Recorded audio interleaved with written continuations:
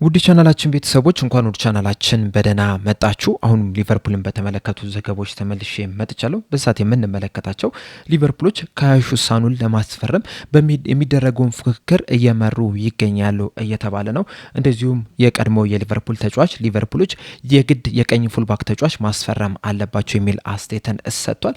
በተጨማሪም ጆ ጎሜዝንና የአንዲ አሜንዴን የተመለከተም ዘገባም ይኖርናል። እንደዚሁም ጀረሚ ዣኬም በሊቨርፑል ቤት የሚለብሰው ማሊያ ቁጥር ይፋ ተደርጓል። እነዚህም በአጠቃላይ በቆይታችን የምንመለከት ይሆናል። እናንተም እስከ መጨረሻ ደቂቃ ድረስ አብራችሁ ቆይታችሁ እንድትከታተሉት ያላችሁን ሀሳብ አስተያየትም ኮሜንት ሴክሽን ላይ በመጻፍ እንድታሳውቁኝ፣ ሰብስክራይብ፣ ላይክ፣ ሼር እያደረጋችሁም የቻናሉ ቤተሰብ እንድትሆኑ በአክብሮት እጠይቃለሁ። አሁን በቀጥታ ወደ ዘገቦቹ የምናመራ ይሆናል። አብራችሁን ቆዩ። በመጀመሪያም ጀረሚ ዣኬን ነው የምንመለከተው። በትናንትናው ዕለት ጀረሚ ዣኬ በሊቨርፑል ቤት የሚለብሰው የማሊያ ቁጥር ይፋ አድርጓል። በዚህ መሰረትም ከዚህ ቀደም በኢብራሂማ ኮናቴ ሲለበስ የነበሩ 5 ቁጥር ማሊያ ከዚህ በኋላ ጀረሚ ዣኬ የሚለብስ ይሆናል። እንደሚታወቀው ሊቨርፑሎች ጀረሚ ዣኬን በጃንዋሪ ዝውውር መስኮት ነበረ ከሬንስ በ60 ሚሊዮን ፓውንድ ማስፈረም የቻሉት። ነገር ግን በስምምነታቸው መሰረት ቀሪውን የውድድር ዘመን በዛው በሬንስ ቆይቶ ነበረ። ሲዝኑ መጠናቀቅ ተከትሎ ግን ወደ ሊቨርፑል ሊመጣ ችሏል። በዚህ ሰዓትም ከዋናው ቡድን ጋር በአዲሱ አሰልጣኝ በአንዶኒ ኢራላ ስር የሊቨርፑል የመጀመሪያውን የቅድመ ውድድር ዝግጅት እያደረገ ነው የሚገኘው። በዚህ ዝግጅት ላይ በጣም ጥሩ የሚባል እንቅስቃሴን እያደረገ እንደሆነም እየተዘገበ ይገኛል። ከዚህ በኋላም እንግዲህ ከቀጣይ ሳምንት ጀምሮም በቅድመ ውድድር ዝግጅት ላይ በሚኖራቸው ጨዋታ ከዚህ ቀደም በኢብራሂማ ኮናቴ ሲለበስ የነበረውን 5 ቁጥር ማሊያ ለብሶ የሚጫወት ይሆናል። ቪክተር ሙኒዝ ግን እስካሁን ድረስ የትኛውን የማሊያ ቁጥር እንደሚለብስ አልተረጋገጠም። እሱ ብቻም ሳይሆን ሪዮ እንጉሞሃም ማሊያ ቁጥር ይቀይራል ተብሎ ነው የሚጠበቀው። ለሱም የትኛው የማሊያ ቁጥር ይሰጣል የሚለው ነገር እስካሁን ድረስ አልታወቀም።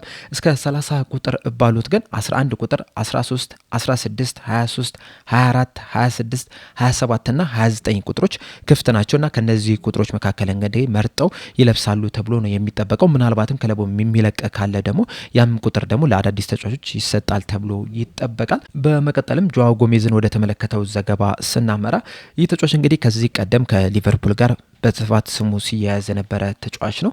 አሁን ላይ ግን አስቶን ቪላ ለመቀላቀል በጣም ተቃርቧል። በዛሬው ዕለትም የሜዲካል ምርመራም ይደረግለታል ተብሎ ነው የሚጠበቀው። አስቶን ቪላዎችም እንግዲህ ለዚህ ተጫዋች 38 ሚሊዮን ፓውንድ ብቻ እንዳወጡ ነው የተነገረ የሚገኘው። ሊቨርፑሎች እንግዲህ ይህንን ተጫዋች ለማስፈረም እንቅስቃሴ ያደርጋሉ ተብሎ ተጠብቆ ነበረ። በተለይ ደግሞ ያለፉትን 2 ሲዝኖች ይህንን ተጫዋች በቅርበት ሲመለከቱት ነበረ። እንደዚሁም በቅርቡም ከሊቨርፑል ጋር ስሙ ሲያያዝ የነበረ ተጫዋች ነው የነበረው። በተለይ ደግሞ ወደ አትሌቲኮ ማድሪድ የሚያደርገው ዝውውር አለመሳካቱን ተከትሎ ሊቨርፑሎች ይህንን ተጫዋች ለማስፈረም እንቅስቃሴ ያደርጋሉ ተብሎ ተጠብቆ ነበረ። ነገር ግን ይህንን ተጫዋች ለማስፈረም እንቅስቃሴ ባለማድረጋቸው ምክንያት በዚህ ሰዓት ይህ ተጫዋች ወደ አስቶን ቪላ ለመቀላቀል ተቃርቧል። በዚህ ተጫዋች ዙሪያ ዴቪድ ሊች አንድ የሰጠው አስተያየት አለ። በጣም አሳማኝ የሚባል አስተያየት ነው። ምንድን ያለው? ሊቨርፑሎች የምርም ጆዋው ጎሜዝን ለማስፈረም ፍላጎት ቢኖራቸው ኖሮ ከአትሌቲኮ ማድሪድ ጋር ንግግር ከመጀመሩ በፊት ይህንን ተጫዋች ለማስፈረም እንቅስቃሴ ያደርጉ ነበረ። በተለይ አሁን በዚህ ዝውውር መስኮት እንኳን ቪክተር ሙኒዝን ያስፈረመበትን ሁኔታ ስንመለከት የምርም ስለፈለጉት ወደ ኒውካስል ዩናይትድ ከመዘዋወሩ በፊት የሕክምና ምርመራ ከማድረጉ በፊት በፈጣን እንቅስቃሴ ተጫዋቹን ሊያስፈርሙት ይችላልና ጆዋው ጎሜዝንም የምር ፈልገውት ቢሆን ኖሮ ከአትሌቲኮ ማድሪዶች ጋር ንግግር ከመጀመሩ በፊት እንደዚሁም ደግሞ ወደ አትሌቲኮ ማድሪድ ሊቀላቀል ነው ከመባሉ በፊት ለማስፈረም እንቅስቃሴ ያደርጉ ነበረ። ነገር ግን ምንም አይነት እንቅስቃሴ ባለማድረጋቸው ምክንያት ወደ አትሌቲኮ ማድሪድ ሊዘዋወር ተቃርቦ ነበረ። ያም ሳይሳካም ሲቀር ደግሞ አሁን ላይ ወደ አስቶን ቪላ ለመቀላቀል ከጫፍ ደርሷል። ምናልባትም በቀጣይ ጥቂት ቀናቶች ውስጥ ምናልባትም ዛሬም ሊሆን ይችላል ይህ ተጫዋች የአስቶን ቪላ ተጫዋች ሆኗል የሚሉ ዜናዎችን ልንሰማ የምንችልበት እድል አለና ሊቨርፑሎች ይህንን ተጫዋች ቢከታተሉትም ነገር ግን ያን ያህል ከፍተኛ የሚባል እዚህ ተጫዋች ላይ ፍላጎት አልነበራቸውም። ወይም ደግሞ እዚህ ተጫዋች ላይ የነበራቸውን ፍላጎት ቀይረው ሊሆን ይችላል አሁን ላይ ይህንን ተጫዋች ለማስፈረም እንቅስቃሴ ያላደረጉት ነው እየተባለ የሚገኘው። በመቀጠልም ቢውልድ ይዞት የወጣውን ዘገባ ነው የምንመለከተው። እንደ ዘገባው መሰረት ከሆነ አርቢ ሊፕዚንጎች በዚህ የክረምቱ ዝውውር መስኮት የአንዲ አሜንዲን የመሸጥ ምንም አይነት ፍላጎት የላቸውም እያለን ይገኛል። እንደሚታወቀው ሊቨርፑሎች ይህንን ተጫዋች ለማስፈረም ፍላጎት ነበራቸው። የመጀመሪያም ጥያቄም አቅርበው ነበረ ለአርቢ ሊፕዚንግ። ነገር ግን ያንን ጥያቄ አርቢ ሊፕዚንጎች ውድቅ አድርገውታል። ከዛ በኋላም ዴቪድ ኦሪስቲን ያንዲያሜንዴ ወደ ፒኤስጂ ለመሄድ ብቻ ነው ፍላጎት ያለው የሚል መረጃን ይዞልን ወጥቶ ነበረ። አሁን ላይ ግን ቢልድ ይዞት በወጣው መረጃ መሰረት ያንዲያሜንዴ ለተለያዩ ክለቦች ወደ እናንተ ክለብ መምጣት እፈልጋለሁ የሚል ቃል ገብቶላቸዋል። በተለይ ደግሞ ለሊቨርፑል፣ ፒኤስጂ እንደዚሁም ደግሞ ለማንቸስተር ዩናይትድ፣ ማንቸስተር ሲቲና ለሌላ ለተጨማሪ አንድ ክለብም ወደ እነሱ ክለብ ለመቀላቀል ፍቃደኛ እንደሆነ ነግሯቸዋል ነው እያለን የሚገኘው። ነገር ግን አርቢ ሊፕዚንጎች ይህንን ተጫዋች በዚህ የክረምት የዝውውር መስኮት ለማጣት ምንም አይነት ፍላጎት የላቸውም የሚል መረጃን ይዞልን ወጥቷል። ይህ የጀርመን ጋዜጣ በተጨማሪ ይዞት በወጣው መረጃ መሰረት አርቢ ሊፕዚንጎች ለዚህ ተጫዋች ወደ 130 ሚሊዮን ዩሮ አካባቢ ገንዘብ ይፈልጋሉ። ይህንን ያህል ገንዘብ ይዞ የሚመጣ ክለብ ካለ አርቢ ሊፕዚንጎች ለመሸጥ ፍቃደኛ ናቸው። ነገር ግን ደግሞ በአንድ ቅድመ ሁኔታ ነው። ይህም ቅድመ ሁኔታ ደግሞ ገዢው ክለብ ለአንድ ዓመት ለአርቢ ሊፕዚንግ በውሰት ውል ለመስጠት ፍቃደኛ የሚሆን ከሆነ ብቻ እንደሆነ ነው እየተነገረ የሚገኘው። ከዚህ ቀደምም ናቢ ኬታን ከአርቢ ሊፕዚንግ ሲያስፈርሙ ተመሳሳይ ነገርን ሀፕን አድርጎ ነበረ። እንደሚታወቀው ሊቨርፑሎች ናቢ ኬታን በ60 ሚሊዮን ፓውንድ አካባቢ በሚጠጋ ገንዘብ አስፈርሞት ነበረ። ነገር ግን ለተጨማሪ አንድ ዓመት በአርቢ ሊፕዚንግ እንዲቆይ ተገድዶ ነበር። ከዛ ከአንድ ዓመት በኋላ ነው ሊቨርፑልን መቀላቀል የቻለው። በተለይ ሊቨርፑሎች እንግዲህ በዛ ሰዓት ላይ መሀል ሜዳው ላይ ትንሽ ችግር ነበረባቸው፣ ክፍተቶች ነበሩባቸውና ለአንድ ዓመት በዛው እንዲቆይ ማድረጋቸው ራሱ ሲያስወቅሳቸው ነበረ። ነገር ግን ከአንድ ዓመት በኋላ ሊቨርፑልን ሊቀላቀል ይችላል። አሁንም በያንዲያሜንዴም ዙሪያ እንደዚህ አይነት ቅድመ ሁኔታዎች እንዲሟሉላቸው ነው ይፈልጋሉ እየተባለ የሚገኘው። አሁን ላይ ሊሸጡት ይችላሉ። ነገር ግን ደግሞ ለአንድ ተጨማሪ ዓመት በውሰት ውል በዛው በአርቢ ሊፕዚንግ እንዲቆይ ይፈልጋሉ እየተባለ ይገኛል። የተለያዩ ክለቦች እንግዲህ ይህንን ተጫዋች ለማስፈረም ከፍተኛ ፍላጎት እያሳዩ ነው የሚገኙት። ቅድም እንዳልኳቸው ፒኤስጂ፣ ሊቨርፑል፣ ማንቸስተር ዩናይትድ፣ ማንቸስተር ሲቲ እንደዚሁም ደግሞ ሌሎች ክለቦችም እዚህ ተጫዋች ላይ ከፍተኛ ፍላጎት እያሳዩ ነው የሚገኙት። ነገር ግን ደግሞ አርቢ ሊፕዚንጎች ያስቀመጡትን ሂሳብ ለመክፈል ፍቃደኛ የሆነ ክለብ እንደሌለ ነው እየተነገረ የሚገኘው። ከዚህ ቀደም ሊቨርፑሎች 100 ሚሊዮን ዩሮ ፓኬጅ አቅርበው ነበረ። 80 ሚሊዮን ዩሮ በቀጥታ የሚከፈል 20 ሚሊዮን ዩሮ ደግሞ እየታየ የሚጨመር አዶንስ አቅርቦላቸው ነበረ። ነገር ግን ይህንን ፓኬጅ አርቢ ሊፕዚንጎች ወዲያውኑ ነበረ ውድቅ ያደረጉት። ከዛ በኋላ ግን ተጨማሪ ጥያቄ ያቀረበ ምንም አይነት ክለብ የለም። ከ100 ሚሊዮን ዩሮ በላይም ለመክፈል ፍቃደኛ የሆነ ክለብ እንደሌለ ነው እየተነገረ የሚገኘው። ምናልባት የዝውውር መስኮቱ ሊዘጋ በተቃረበ ቁጥር ነገሮች ሊቀየሩ ይችላሉ።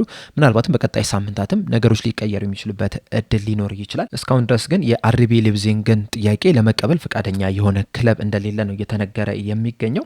በመቀጠልም የቀድሞ የሊቨርፑል ተጫዋች ነው ስቲቭ ዋርኖክ የሰጠውን አስተያየት ነው የምንመለከተው። በዚህ በሰጠው አስተያየት በዚህ የክረምት የዝውውር መስኮት ሊቨርፑሎች የቀኝ ክንፍ ተከላካይ መስመር ተጫዋች የግድ ማስፈረም አለባቸው የሚል አስተያየትን ሰጥቷል።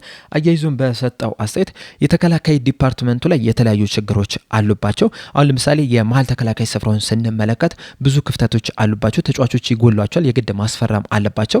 ነገር ግን ደግሞ ጆቫኒ ሊዮኒ ከጉዳት እየተመለሰ እንደመሆኑ መጠን ብዙ ይቸገራሉ ብዬ አላስብም። በተለይ በተጠናቀቀው ሲዝን አንድ ጨዋታ ላይ ቢሆንም እንኳን ራሱ በጣም አስደናቂ የሚባል እንቅስቃሴን ማድረግ የቻለ ተጫዋች ነው። በእርግጥ የኤሲኤል ጉዳት ነው ያጋጠመው። ብዙ ጊዜ ደግሞ ተጫዋቾች ከኤሲኤል ጉዳት በኋላ ሲመለሱ ምርጥም ሊሆኑ ይችላሉ፣ በጣም ደካማ የሚባል እንቅስቃሴም ሊያሳዩ የሚችሉበት እድል አለ። እንደዚህ ይሆናሉ ብለን በእርግጠኝነት መናገር አይቻልም። እንደዛም ቢሆንም ግን ከጉዳት ተመልሶ ያለፈው ሲዝን ያሳየውን አይነት ምርጥ ብቃት ማሳየት የሚችል ከሆነ እዛ ቦታ ላይ ሊቨርፑል ይቸገራሉ ብዬ አላስብም። የግራ ክንፍ ተከላካይ መስመር ቦታውን ስንመለከትም አንዲ ሮበርትሰን ከክለቡ ለቋል። እንደዛ ቢሆንም ግን ኮስታስ ሲሚካስ ከውሰት ውል ተመልሷል። እናም ለእኔ በግሌ እነዚህ ሁለት ተጫዋቾች ለቀጣይ ዓመት በቂ ናቸው ብዬ አስባለሁ። ስለዚህ በዋነኝነት ሊቨርፑሎች ትኩረት ማድረግ ያለባቸው በቀኝ ክንፍ ተከላካይ መስመር ቦታ ላይ ነው። ምክንያቱም ኮነር ብራድሊ ባለፈው ሲዝኖች እንደተመለከትነው በተደጋጋሚ ጉዳት የሚያስቸግረው ተጫዋች ነው።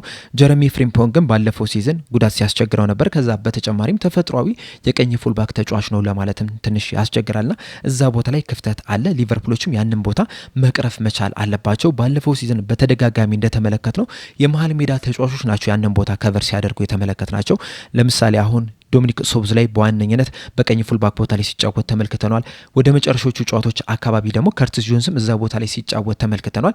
እነዚህ ተጫዋቾች ደግሞ የበለጠ ጥቅም የሚሰጡት መሀል ሜዳ ላይ ሲጫወቱ ነውና በዚህ የክረምት የዝውውር መስኮት ሊቨርፑሎች የግድ የቀኝ ፉልባክ ቦታውን ማጠናከር አለባቸው። አንድ ተጫዋችም ያንን ቦታ ለማጠናከር ማስፈረም አለባቸው የሚል አስተያየቱን ሰጥቷል። በዚህ በሰጠው አስተያየት ዙሪያ እንግዲህ ያላችሁን ሀሳብ አስተያየት እንዳለ ኮሜንት ሴክሽን ላይ በመጻፍ አሳውቁኝ።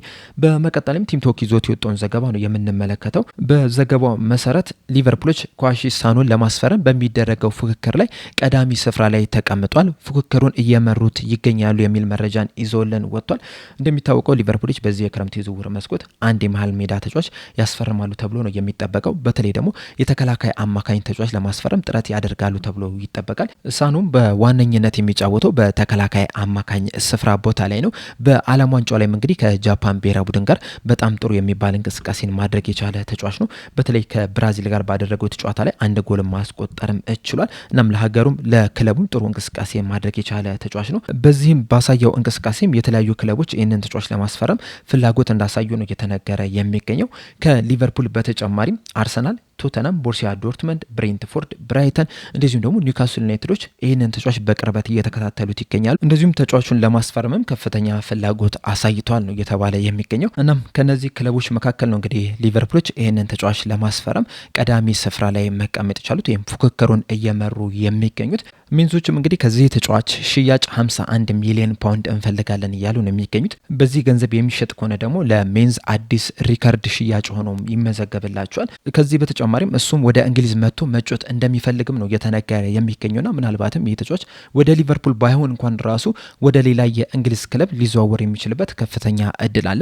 ሊቨርፑሎችም ግን ይህንን ተጫዋች ለማስፈረም ከፍተኛ ፍላጎት አሳይቷል። ፉክክሩንም እየመሩት ይገኛሉ የሚል መረጃን ቲም ቶክ ይዞልን ወጥቷል። በእርግጥ ሊቨርፑሎች የተከላካይ አማካኝ ቦታ ላይ ይህንን ተጫዋች ብቻ አይደለም እየተመለከቱ የሚገኙት። ከሱ በተጨማሪም አዳም ወርተን፣ ማኑ ኮኔ፣ ላሚን ካማራ፣ ማማዱ ሳንጋሬንም በቅርበት እየተከታተሉ እንደሆነ ነው እየተነገረ የሚገኘው እና ምናልባትም በዚህ የክረምት የዝውውር መስኮት ከነዚህ መካከል አንዱን ሊያስፈርሙ የሚችልበት ከፍተኛ እድል አለ እየተባለ ይገኛል። ለእናንተስ ከነዚህ ተጫዋቾች መካከል የትኛው ተጫዋች ወደ ሊቨርፑል ቢመጣ ቡድኑን በደንብ ያጠናክራል ብላችሁ ታስባላችሁ?